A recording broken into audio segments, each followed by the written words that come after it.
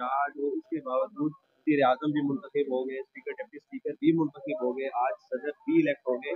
तो आपका आइंदा का लाएमल क्या होगा? क्या समझते हो किस तरह से इस चीज़ को रेज़िस्ट करेंगे आप लोग? क्योंकि आप लोगों का मौक़िफ़ कि मैंडेट चोरी हुआ है। तो मैंडेट नहीं, हमारा मौक़िफ़ सिर्फ नहीं है, हमारा मौक़िफ़ को फजल रहमान साहब ने भी माना है, जज़ई साहब ने भी माना है, अख्तर मेंगल साहब ने भी माना है, इवन MKM ने खुद मांगा है। आपने उनकी ऑडियो लिंक्स देखी होंगी, वीडियो लिंक्स, जिसमें वो खुद कन्फेस कर रहे हैं कि इनके पास तो कोई अवाम का मैंडेट नहीं है, बल्कि ये ज़बरदस्ती उनको दिया गया है। इवन PMLN के अपने बहुत सारे लोगों ने, शायद फकाना बासित साहब को देख लें, मेहताब साहब को देख लें, बहुत सारे लोगों ने एक्सेप्ट किया है कि उनकी जो हार हुई है वो ठीक हुई है और PMLN के पास मैंडेट नहीं है। तो ये तो ज़बान से नियाम है। फॉर्म 45 कुछ और कह रहा है, फॉर्म 47 कुछ और कह रहा है। फॉर्म 45 में जो असल में इलेक्शन वाले दिन जो है आपके तमाम पोलिंग एजेंट्स लेकर आते हैं और तमाम पार्टीज कैंडिडेट्स के पास होता है, उसमें ये साबित हो गया है कि PTI वहाँ पे जीत चुकी है। तो ये मैंडेट की जंग, अवाम की जंग, ये सिर्फ PTI के साथ नाइंसाफी नहीं है, 12 करोड़ वोटर्स और 25 करोड़ अवाम के साथ भी नाइंसाफी है कि आप वोट तो इमरान खान के पलड़े में डालें,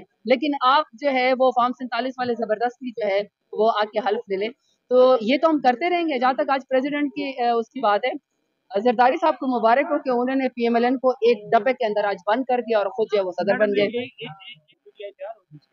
देखिए, मैं तो पहले ही बात कहती हूँ, एक तो पॉलिटिकल प्रिजनर्स को बाहर आना चाहिए क्योंकि ये विक्टिमाइजेशन है। इतना जुल्म और जबर कब तक होगा? खवातीन को बाहर आना चाहिए क्योंकि खवातीन अभी तक पाबंद सलासल है। और जो फॉर्म 47 पे लोग जीत के आए हैं वो अपने हल्फ वापस करें, उन्होंने झूठे हल्फ उठाए हैं। और PMLN को और पीपल्स पार्टी को चाहिए कि वो सबसे पहले खवातीन की सीटों के ऊपर जो है वो स्टार्ट करें। रेहाना डार साहब की सीट वापस करें, डॉक्टर यास्मीन राशिद की सीट वापस करें क्योंकि उन्होंने वो जीती हुई है, फिर आगे बात की जा सकती है। देखिए, जमहूरियत जैसे भी हो चलनी चाहिए।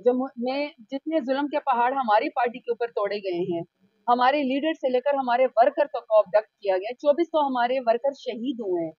अब जो लोग इस वक्त कुर्सी के ऊपर बैठे हुए हैं उनके हाथ रंगे हुए हैं। और दूसरी बात ये कि 8 फरवरी को अवाम ने उनको वोट दिया भी नहीं, 8 फरवरी को वोट इमरान खान को पड़ा है। इसके बावजूद भी पाकिस्तान तहरीक इंसाफ खान साहब, चाहे चीफ मिनिस्टर का हो, चाहे स्पीकर, डिप्टी स्पीकर का हो, प्राइम मिनिस्टर का हो, प्रेसिडेंट का हो, हम हर इलेक्शन का हिस्सा बनते हैं। ये बहुत बड़ी बात है कि खान साहब जुल्म और ज्यादती के बावजूद भी फिर उसी आईनी प्रोसेस के ऊपर, उसी डेमोक्रेसी के ऊपर मैडम यकीन ये एक रखते हैं। बता दीजिए कि अक्सर PTI ने कहा कि ये करप्ट हैं, जरदारी भी करप्ट है, नवाज भी करप्ट है। अब वही अगर सदर बन रहे हैं तो क्या ये खतरनाक है मुल्क के लिए? नहीं, पूरी दुनिया को ये बात पता है कि ये केसेस इन्होंने एक दूसरे के खिलाफ बनाए थे और उस केसेस के अंदर ये केसेस हमने नहीं बनाए थे, ये जरदारी और नवाज शरीफ ने एक दूसरे के लिए बनाए थे। चाहे वो दही बल्ले वाले थे, चाहे वो पापड़ वाले थे, मुश्ताक चीनी वाले थे, चाहे वो मकसूद चपड़ासी वाले थे, ये जितने भी केसेस थे या TT के केसेस थे, ये इन्होंने एक दूसरे के खिलाफ बनाए थे। और ये मेरा और आपका जाती पैसा नहीं था, अवाम का पैसा था। अगर अवाम के पैसों पे ये हर दफा डील कर लेते हैं तो हम इनके बारे में क्या कह सकते हैं? इसके बीच में कहीं अवाम भी तो होनी चाहिए ना, या सिर्फ यही बंदर बांट करनी है कि अब्बा जी मेरा सदर बनेगा, चाचा जी मेरा वजीर आजम बनेगा, भतीजे जी मेरी चीफ मिनिस्टर बनेगी। इसके बीच में कहीं पर अवाम की भी तो बात होनी चाहिए। तो अगर करप्ट लोगों को इसी तरह 10-10 साल के बाद, 5-5 साल के बाद एक क्लीन चिट देके और आप उनको मुल्क के अंदर आने दें, अभी कुछ साल पहले ही, अभी कुछ देर पहले ही तो थे जब 25 रुपए के उसके ऊपर जो है वो एक पेपर के ऊपर मुल्क से बाहर चले गए थे कि मैं बीमार हूँ। बीमार तो नहीं थे ना, कुर्सी की खातिर फिर दोबारा वापस आ गए। 12 लटके हुए चेहरे उनके आपको बता रहे हैं वहां के अंदर।